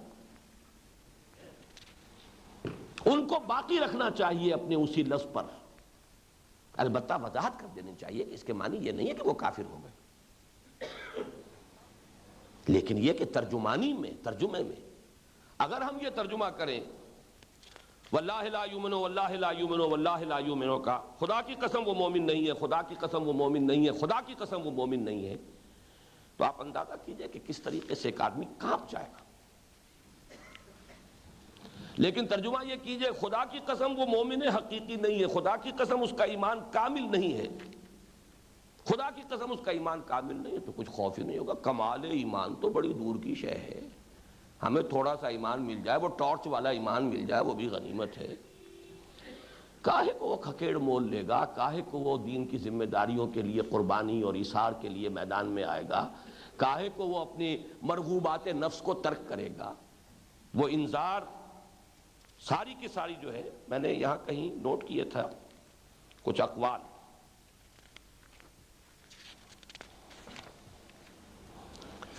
مثلا دیکھیے یہی جو حدیث ہے جو میں ابھی بیان کر رہا ہوں، واللہ لا یؤمن واللہ لا یؤمن واللہ لا یؤمن، میں نے عرض کیا کہ اگر ترجمہ آپ یہ کر دیں گے اس کا ایمان کامل نہیں ہے، خدا کی قسم اس کا ایمان کامل نہیں ہے، سارا کا سارا زور ختم ہو گیا. یہی بات ہے جو مولانا محمد منظور نعمانی مدظلہ نے معارف الحدیث، ان کی بڑی اہم اور بڑی مارکت الآراء تالیف ہے، اس کی جلد اول میں ان کے الفاظ ہیں جو کوٹ کر رہا ہوں. اس قسم کی احادیث کی نحوی ترکیب میں تامن یا کاملاً جیسے الفاظ مقدر ماننے کی بالکل ضرورت نہیں، بلکہ ایسا کرنا ایک قسم کی بدذوقی ہے. اور میں اس سے آگے بڑھ کر ایک بات کہہ رہا ہوں، میرے نزدیک نبی کی توہین ہے. کیا نبی کو عربی نہیں آتی تھی؟ کیا وہ بیان نہیں کر سکتے تھے کہ یہ ایمان کا کمال نہیں ہے؟ جبکہ یہ لفظ آیا ہے احادیث میں، مثبت انداز میں آیا ہے، من احب للہ وابغض للہ واعطى للہ ومنع للہ فقد استکمل الایمان. جس نے محبت کی تو اللہ کے لیے کی، اور نفرت کی تو اللہ کے لیے، عداوت رکھی تو اللہ کے لیے رکھی، کسی کو کچھ دیا تو اللہ کے لیے دیا، کسی سے کچھ روکا اللہ کے لیے روکا، اس نے اپنے ایمان کو کامل کر دیا، استکمل الایمان. تو نفین بھی کہا جا سکتا تھا اس کا ایمان کامل نہیں، اس کا ایمان کامل نہیں. یہ افصح العرب ہیں محمد صلی اللہ علیہ وسلم. یہ اگر الفاظ استعمال کر رہے ہیں واللہ لا یؤمن واللہ لا یؤمن واللہ لا یؤمن، کس لیے؟ تاکہ لرز اٹھیں لوگ، کانپ جائیں لوگ، ہوش میں آئیں. جس شخص کا ہو سکتا ہے کہ بے شعوری ہی میں اس کا طرز عمل ایسا ہو کہ اس کا پڑوسی جو ہے وہ امن میں نہیں ہے، وہ فوراً دروں بینی کرے گا، اپنے گریبان میں جھانکے گا، کہیں میں تو وہ بدبخت اور شقی نہیں ہوں جس کے بارے میں حضور یہ فرما رہے ہیں. ان احادیث کے ترجموں کو اور ان کی ترجمانیوں کو ان کے لفظ پر قائم رکھنا چاہیے. البتہ وضاحت کر دیجیے، وضاحت ہو کہ اس کے معنی کفر نہیں ہے. یہاں ایمان کی نفی ہو رہی ہے، اسلام کی نفی نہیں ہو رہی ہے. تو میں ذرا تفصیل سے بعد میں عرض کروں گا، لیکن آپ کو ایک مثال میں قرآن سے بھی دے دیتا ہوں. دیکھیے، نوٹ کر لیجیے اس بات کو. کسی کی توہین اس وقت پیش نظر نہیں ہے. مولانا مفتی محمد شفیع رحمۃ اللہ علیہ کا میں بہت احترام کرتا ہوں، ان کے فقاہت، ان کا تقوی، ان کا تدین. میں ان کے قریب بھی رہا ہوں، کچھ عرصہ جو ہے میری رہائش رہی ہے کورنگی میں، ان کے دارالعلوم سے بالکل ملحق، صرف ایک سڑک درمیان میں تھی. گھریلو مراسم بھی تھے، بہت شفقت فرماتے تھے. لیکن ان کی تفسیر سے میں ایک آیت کی ترجمانی آپ کو سنا رہا ہوں کہ فقیہانہ احتیاط کی وجہ سے کس طرح اس کی تاثیر ختم ہو جاتی ہے. مفتیانہ احتیاط مفتیانہ ہے، لیکن تاثیر ختم ہو جائے گی، لرزہ نہیں طاری ہوگا. آیت ہے یہ سورہ نساء کی آیت نمبر 93. وَمَن يَقْتُلْ مُؤْمِنًا مُتَعَمِّدًا فَجَزَاؤُهُ جَهَنَّمُ خَالِدًا فِيهَا وَغَضِبَ اللَّهُ عَلَيْهِ وَلَعَنَهُ وَأَعَدَّ لَهُ عَذَابًا عَظِيمًا. جو کوئی شخص کسی مومن کو جان بوجھ کر قتل کرے، قتل عمد، اس سے پہلے قتل خطا کا حکم آیا ہے. یہ تو ہو سکتا ہے آپ کبوتر پہ گولی چلا رہے تھے، لگ گئی کسی انسان کو، لیکن یہ کہ وہ قتل خطا ہے، قتل عمد کی بات ہو رہی ہے. قتل خطا میں تو دیت دے دی، کچھ اور اس کا جو بھی کفارہ ہے وہ ہو گیا، اس سے بات پوری ہو جائے گی. لیکن جان بوجھ کر کسی مومن کو قتل کر رہا ہے کوئی شخص، کوئی مسلمان. وَمَن يَقْتُلْ مُؤْمِنًا مُتَعَمِّدًا، اب نوٹ کیجئے، فَجَزَاؤُهُ جَہَنَّمُ، اس کا بدلہ جہنم ہے. خالداً فیہا، وہ اس میں ہمیشہ ہمیشہ رہے گا. وَغَضِبَ اللَّهُ عَلَيْهِ، اللہ کا غضب اس پر ہے یا ہوگا. وَلَعْنَهُ، اور اللہ کی اس پر لعنت ہے. وَعَدَّ لَهُ عَذَابًا عَظِيمًا، اور اللہ نے اس کے لیے بہت بڑا عذاب تیار کر رکھا ہے. اس آیت کو پڑھ کر وہی ہوش ٹھکانے جو ہے نہیں آ جائیں گے جس طرح اس حدیث سے آتے ہیں، واللہ لا یؤمن واللہ لا یؤمن واللہ لا یؤمن. جتنے اسلوب ممکن ہے انذار کے، ترہیب کے، ڈرانے کے، لرزانے کے، سارے اس آیت میں جمع ہو گئے. جزاؤہ جہنم خالداً فیہا غضب اللہ علیہ ولعنہ وأعد لہ عذابا عظیما. 5 اسلوبوں سے مذمت ہو رہی ہے. اب جب ترجمانی کر رہے ہیں حضرت مولانا مفتی محمد شفیع رحمۃ اللہ علیہ تو بریکٹس میں اضافہ کر کے جو عبارت بنائی ہے وہ یہ ہے: اور جو شخص کسی مسلمان کو قصداً قتل کر ڈالے تو اس کی اصلی سزا تو جہنم میں اس طرح رہنا ہے کہ ہمیشہ ہمیشہ کو اس میں رہے گا، لیکن اللہ تعالیٰ کا فضل ہے کہ یہ اصلی سزا جاری نہیں ہوگی، بلکہ ایمان کی برکت سے آخر نجات ہو جائے گی، اور اس پر ایک میعاد معین تک کے واسطے اللہ تعالیٰ غضبناک ہوں گے اور اس کو اپنی رحمت خاصہ سے دور کر دیں گے اور اس کے لیے بڑی سزا یعنی دوزخ کا سامان کریں۔ اس ترجمانی کے بعد بتائیے کوئی چنتا، کوئی تشویش، کوئی خوف، کوئی لرزہ باقی رہ جائے گا؟ میرا موقف یہ ہے کہ ٹھیک ہے، فتوے کے اعتبار سے ان کی بات 100% درست ہے۔ اگر دل میں ایمان ہے تو واقعتاً خلود نہیں ہے، وہ سزا پائے گا، نکل آئے گا، لیکن اس کو ایک علیحدہ فتوے کی حیثیت سے لوگوں میں عام کر دیجئے۔ جب یہ آیت پڑھے کوئی شخص تب تو یہ اضافے کر کے اس کی ساری تاثیر جو ہے اس کی نفی نہ کر دی جائے۔ یہی وجہ ہے کہ میرا یہ کتابچہ جو ہے سورۃ العصر راہ نجات، اس پر ہمارے ایک اسی شہر میں ابھی باقاعدہ حیات ہیں، اللہ تعالیٰ انہیں صحت اور عافیت دے، ان کا سایہ مسلمانوں پر قائم رکھے، مفتی جمیل احمد تھانوی صاحب ایک تحریر پر 70 اعتراضات وارد کر دیے کہ تمہارے اس قول سے تو نفی ہو رہی ہے کہ وہ ایمان نہیں ہے۔ انہوں نے تو خیر 70 اعتراضات ایک فقیہ اور مفتی کی حیثیت سے وارد کیے تھے، یہ ہے آج سے کوئی 15-20 سال کی بات، پہلے کی بات۔ میں نے اس کا زیادہ نوٹس نہیں لیا کہ ٹھیک ہے بزرگ ہیں، اب ان سے میں کیا الجھوں۔ لیکن پھر یہ ہوا کہ مولانا محمد یوسف بن نوری رحمۃ اللہ علیہ نے بھی اپنی زندگی کے آخری ایام میں، بعد میں مجھے معلوم ہوا کہ کسی صاحب نے چند میرے، اور یہ کتابچہ بھی میرا نہیں کسی اور کا شائع کردہ کہیں سے شائع ہوا، اس میں اغلاط بھی بہت تھیں، صدیقی ٹرسٹ ہے کراچی میں، انہوں نے شائع کر دیا تھا۔ اس کی بعد عبارات کے اوپر قلم لگا کر اور نشان لگا کر حضرت مولانا سید محمد یوسف بن نوری رحمۃ اللہ علیہ کی خدمت میں پیش کر دیا۔ اس کی بنا پر انہوں نے بھی یہ بات کہی کہ یہ صحیح نہیں ہے، گرفت کی۔ تو میں نے اس کتابچے کے کور پر یہ لکھنا شروع کر دیا۔ اس کتابچے پر بعض بزرگوں نے یہ گرفت فرمائی ہے کہ اس کی بعض عبارات سے عاصی اور گناہگار اہل ایمان کے اپنے گناہوں کے بقدر سزا پانے کے بعد جہنم سے رہائی پانے کی نفی ہوتی ہے۔ میں اس سے برات کرتا ہوں۔ میری رائے بھی یہی ہے کہ جس مسلمان کے دل میں رائی کے برابر، رائی کے دانے کے برابر بھی ایمان ہوگا، وہ بالآخر جہنم سے نجات پا جائے گا۔ اس کتابچے میں جہاں جہاں لفظ نجات آیا ہے اس سے مراد اول وہلے میں نجات ہے، یعنی یہ کہ انسان کو جہنم میں بالکل ڈالا ہی نہ جائے اور میدان حشر ہی میں رحمت و مغفرت خداوندی اس پر سایہ فگن ہو جائے۔ مزید برآں اس کتابچے کی زبان قانون اور فتویٰ کی زبان نہیں ہے، بلکہ ترغیب و ترہیب کی ہے، ورنہ میرا موقف بھی وہی ہے جو امام اعظم ابو حنیفہ رحمۃ اللہ علیہ کا ہے، یعنی گناہ کبیرہ کے ارتکاب سے بھی کوئی شخص کافر نہیں ہوتا بلکہ مسلمان ہی رہتا ہے۔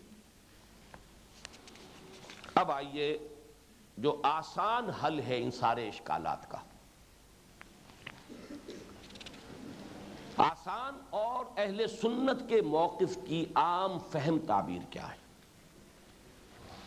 اس کے لیے بھی میں نے 4 پوائنٹس لکھے ہیں اپنے پاس۔ نمبر 1، ایمان مطلوب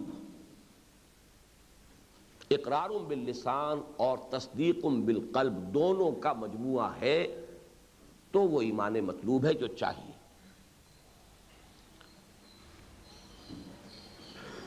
لیکن نمبر 2، ظاہری، خارجی اور قانونی اعتبار سے اس دنیا میں معتبر ایمان کا دار و مدار صرف قول پر ہے۔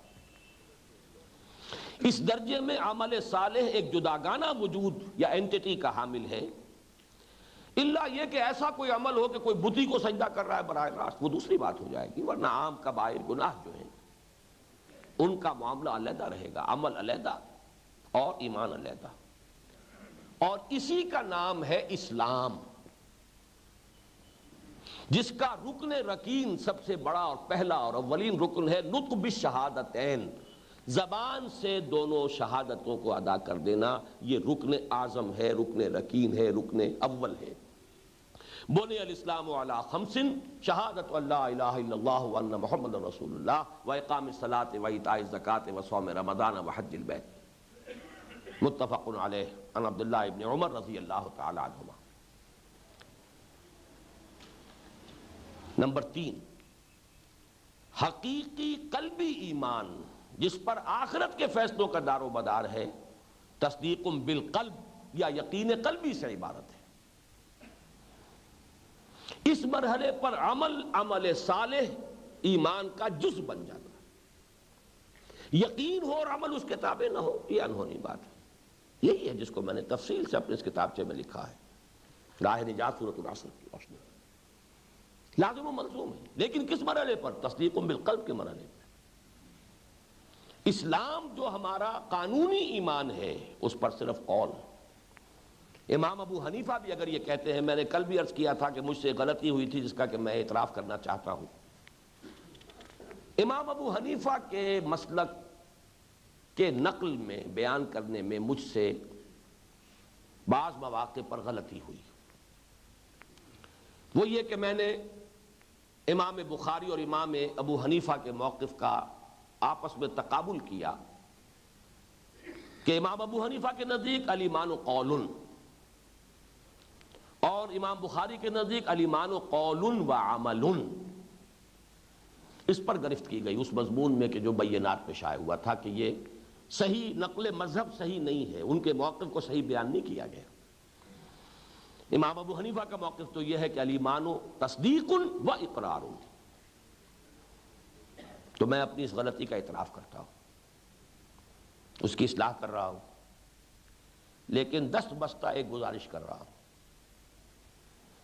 کہ جب وہ تصدیق بالقلب دنیا میں ہماری تفتیش کا موضوع ہی نہیں بنتی، اس کا تعلق تو ہے آخرت کے ساتھ، دنیا سے ہے ہی نہیں، دنیا کے اعتبار سے تو پھر قول ہی رہ گیا، اقرار ہی رہ گیا۔ نمبر 2، جب تقابل کرنا ہو، امام بخاری سے جو کہتے ہیں قول و عمل دونوں کے مجموعے کا نام ہے، وہاں عمل کی نفی ہو رہی ہے، اور عمل جو ہے امام ابو حنیفہ اس کی نفی کر رہے ہیں، وہاں عمل کو لازم قرار دیا جا رہا ہے۔ جب تقابل میں کہا جائے گا تو در حقیقت تعبیر جو تھی امام ابو حنیفہ رحمۃ اللہ علیہ کے موقف کی، وہ تعبیر آخری تجزیے میں غلط نہیں ہے جو میں نے کی تھی، لیکن لفظی اعتبار سے بہرحال اس میں غلطی تھی جس کا میں اقرار کر رہا ہوں۔ ماننا چاہیے کہ امام ابو حنیفہ کے نزدیک، جیسے کہ ملا علی قاری رحمۃ اللہ علیہ نے شرح فقہ اکبر میں لکھا ہے کہ امام صاحب کے نزدیک الایمان ہوا اقرار و تصدیق، ہوا الاقرار و التصدیق، ایمان تو اقرار اور تصدیق دونوں کا نام ہے۔ اب یہاں ان آیات کا میں چاہتا ہوں کہ آپ کے سامنے ذرا ترجمہ کر دوں۔ پہلی آیت میں نے پڑھی تھی سورہ نساء کی، آیت نمبر 136،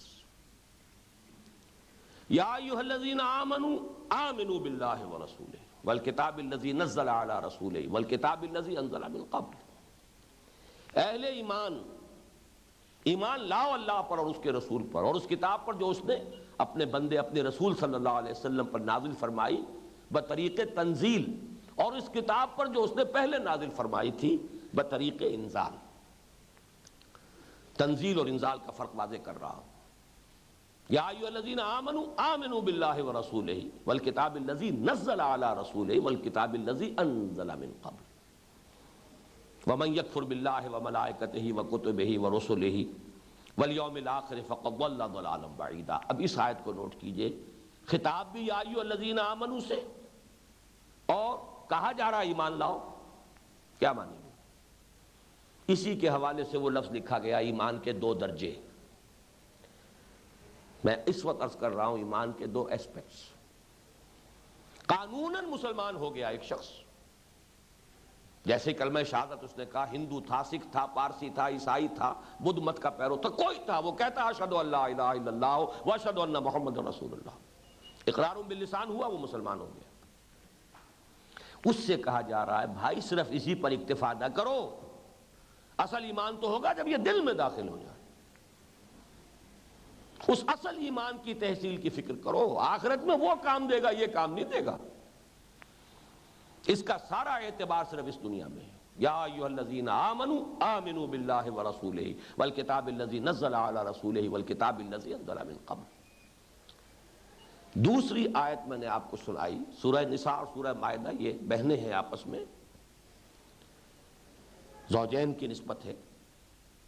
آیت نمبر 93 سورہ مائدہ کی. اس کا پس منظر یہ ہے کہ جب شراب کی آخری حرمت آئی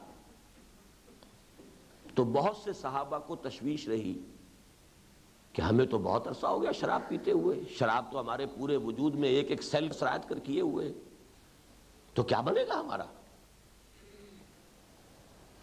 اس تشویش کو رفع کرنے کے لیے یہ آیت نازل ہوئی کہ جب تک اس کی حرمت کا حکم نہیں آیا تھا، پہلے جو کھایا پیا وہ اللہ نے معاف کیا. لیس علی الذین آمنوا وعملوا الصالحات جناح فیما طعموا، نہیں ہے ان لوگوں پر جو ایمان لائے اور جنہوں نے نیک عمل کیے کوئی الزام اس پر کہ جو وہ کھا پی چکے. اب یہاں جو آ رہا ہے حصہ وہ ہے اصل میں کہ جس کی طرف توجہ دلا رہا ہوں. یہ عظیم آیت ہے قرآن مجید کی. اذا اتقوا وآمنوا وعملوا الصالحات ثم اتقوا وآمنوا ثم اتقوا واحسنوا واللہ يحب المحسنین. جب تک کہ یہ کیفیت برقرار ہے کہ انہوں نے تقوی اختیار کیا، پھر ایمان لے آئے اور نیک عمل کیے، پھر اور تقوی اختیار کیا، پھر اور ایمان لے آئے، پھر اور تقوی اختیار کیا، پھر وہ درجہ احسان پر فائز ہو گئے. اور جو محسنین ہیں ان سے تو اللہ محبت کرتا ہے، وہ تو محبوب ہے. عجیب آیت ہے یہ. ایمان کے دو درجے جو وہاں فرمایا تھا یا ایھا الذین آمنوا آمنوا، یہاں فرمایا اذا اتقوا وآمنوا وعملوا الصالحات ثم اتقوا وآمنوا ثم اتقوا واحسنوا. ایمان کے دو درجے ہیں. وہ پہلا درجہ جو ہے اس میں عمل صالح علیحدہ شے ہے، لہذا اس کا ذکر کیا گیا. دوسرے درجے میں آ کر یقین قلبی والا درجہ جو ہے ایمان کا، اس میں آ کے عمل اس کا جز بن گیا، لہذا عمل کو دوبارہ نہیں دہرایا گیا. نوٹ کیجئے اصل نقطہ یہ ہے. پہلے درجے پر ایمان علیحدہ ہے، عمل علیحدہ ہے. اذا اتقوا وآمنوا وعملوا الصالحات. دوسرا درجہ ثم اتقوا وآمنوا. اب یہاں صرف کافی ہے ایمان کہہ دینا، جب یقین قلبی ہو گیا تو عمل تو اس کا جز ہے ہی ہے. ثم اتقوا واحسنوا، اور پھر انہوں نے مزید تقوی اختیار کیا اور درجہ احسان تک پہنچ گئے. حدیث جبرائیل کو ذہن میں رکھیے. انہی 3 سوالوں کا جواب مسلمانوں کو سکھانے کے لیے حضرت جبرائیل آئے تھے، جس کو کہا جاتا ہے ام السنہ، سنت کی ماں، سنت کی جڑ. جیسے ام الکتاب ہے سورہ فاتحہ، ایسے حدیث جبرائیل ہے کہ وہ ام السنہ ہے. حضرت عمر سے اس کی روایت، عبداللہ ابن عمر سے اس کی روایت، عبداللہ ابن عباس سے اس کی روایت، متفقن علیہ روایت حضرت ابو ہریرہ سے. حضرت جبرائیل پوچھتے اخبرنی عن الاسلام. جواب کیا ملا؟ ان تشہد الاسلام ان تشہد لا الہ الا اللہ وان محمد رسول اللہ وتقیم الصلاۃ وتؤتی الزکاۃ وتصوم رمضان وتحج البیت ان استطعت الیہ سبیلا. یہاں تشہدہ کا لفظ لائے، ایمان کا لفظ نہیں لائے. اسلام یہ ہے کہ تو گواہی دے اللہ کی توحید اور رسول کی رسالت کی، اور نماز، روزہ، حج اور زکات. اسلام یہ ہے، یقین والی بات نہیں. ایمان کا لفظ ہی نہیں استعمال کیا. اصل ایمان کیا ہے؟ اخبرنی عن الایمان ان تؤمن باللہ وملائکتہ وکتبہ ورسلہ الی الاخر. اور اسی ایمان کی جب انٹینسٹی اس درجے کو ہو جائے، کانک تراہ فإن لم تکن تراہ فإنہ یراک، یہ تو اسی ایمان کی انٹینسٹی ہے، اس کی گہرائی ہے، اس کی شدت ہے، اس کی گہرائی ہے. ان تعبد اللہ کانک تراہ فإن لم تکن تراہ فإنہ یراک. اور یہ بھی نوٹ کیجئے اصل میں یہی الفاظ زیادہ عام ہو گئے ہیں، ورنہ حضرت عبداللہ ابن عمر کی روایت میں ان تخشى اللہ کانک تراہ فإن لم تکن تراہ فإنہ یراک، اور حضرت ابن عباس کی روایت میں ان تعمل للہ کانک تراہ فإن لم تکن تراہ فإنہ یراک. یہ درجہ احسان ہے. اتنی خشیت ہو جائے، اتنی اللہ کی بندگی ہو، اتنا اللہ کے لیے بھاگ دوڑ اور عمل کا جذبہ پیدا ہو جائے، گویا کہ تم اپنی آنکھوں سے اللہ کو دیکھ رہے ہو. اور اگر یہ نہیں تو اللہ تو تمہیں دیکھ رہا ہے. کم سے کم اس کا استحضار تو ہو ہر آن کہ اللہ کی نگاہوں میں ہو. فإنک بأعیننا، تو یہ 3 درجے ہیں: اسلام، ایمان، احسان، از روئے قرآن، از روئے حدیث۔ سورہ مائدہ کی آیت میں ایمان اور پھر احسان۔ معلوم ہے پہلا ایمان اسلام ہے، یعنی قانونی ایمان۔ دوسرا ایمان حقیقی ایمان ہے، اس پر اصل میں لفظ ایمان کا اطلاق ہوگا۔ اور ایمان کی وہ انٹینسٹی کانک تراہ فإن لم تکن تراہ فإنہ یراک، یہ درجہ احسان ہے۔ یہ ہے اس پوری بحث کا حاصل اور اس کا آسان اور عام فہم جو ہے اس کی تعبیر۔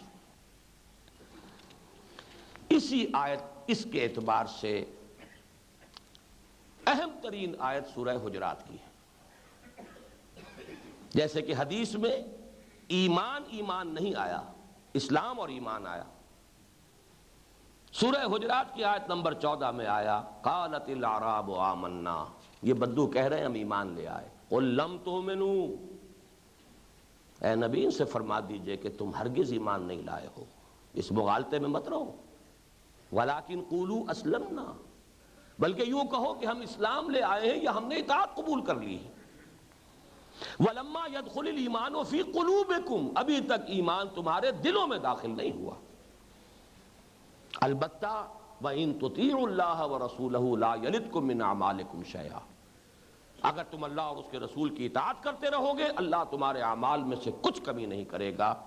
ان اللہ غفور الرحیم، اس لیے کہ اللہ غفور ہے، رحیم ہے، یقیناً اللہ غفور ہے، رحیم۔ اس کے بارے میں امام ابن تیمیہ کے الفاظ کوٹ کر رہا ہوں، ان کی کتاب ہے الایمان، اس میں ایک فصل کا عنوان یہ بنایا ہے، الفاظ یہ ہیں وَقَدْ أَثْبَتَ اللَّهُ فِي الْقُرْآنِ إِسْلَامًا بِلَا إِيمَانٍ بِقَوْلِهِ تَعَالَى قَالَتِ الْأَعْرَابُ آمَنَّا قُل لَّمْ تُؤْمِنُوا وَلَٰكِن قُولُوا أَسْلَمْنَا۔ اللہ نے اس بات فرمایا ہے قرآن میں ایسے اسلام کا جو ایمان کے بغیر ہے، اپنے اس قول کے ذریعے سے قالت الاعراب آمنا قل لم تؤمنوا ولكن قولوا اسلمنا الى آخر الآیہ۔ اس آیت پر میں چاہتا ہوں کہ چند منٹ آپ حضرات کے اور لے لوں۔ میرا ارادہ ہے کہ آج وقت پر بات میں ختم کر دوں، تو میں بجائے اس کے کہ آپ سے مزید وقت کی بھیک مانگوں، حالانکہ مجھے امید ہے کہ میں اگر آپ سے اس وقت مانگوں گا تو آپ سب کہیں گے کہ ہاں ٹھیک ہے، لیکن میں نے کل بڑا پختہ وعدہ کیا تھا اور کچھ دل میں چور تھا کہ میں آج جب آ رہا تھا تب چور تھا، وعدہ کرتے ہوئے دل میں چور نہیں تھا۔ آ رہا تھا تو میں کہہ رہا تھا کہ اگر ضرورت ہوئی تو لوگوں سے مانگ لوں گا، آخر اختیار تو انہی کا ہے۔ لیکن چونکہ آج ہی میں نے وہ حدیث آپ کو سنائی، بڑے کیٹیگوریکل، وہ میرے شعور پر تازہ ہے، لا ایمان لمن لا امانۃ لہ ولا دین لمن لا عہد لہ، تو میں اس کو ترجیح دے رہا ہوں کہ آج کے مضمون کا کچھ حصہ کل پر چھوڑ دوں اور اسی وقت میں اپنی گفتگو ختم کر رہا ہوں تاکہ پورے 1.5 گھنٹے میں میری بات ختم ہو جائے۔ ویسے بھی نوٹ کر لیجئے، اصل میں ہم نے آج جو کل کے عنوانات تھے اگر آپ نے ہینڈ بل میں دیکھے ہوں تو اس میں ایمان اور عمل، یہ عنوان ہم نے آج کور کر لیا ہے، لہذا اگر آج کا ایک حصہ باقی رہ گیا ہے، یعنی چوتھا جو عنوان ہے ایمان کی کمی اور بیشی، یہ ذرا آج کا حصہ رہ گیا ہے، لیکن کل کا جو ہمارا نصاب تھا اس میں سے ایک حصہ آج ہم نے کور کر لیا۔ اس اعتبار سے ہم گھاٹے میں نہیں رہیں گے۔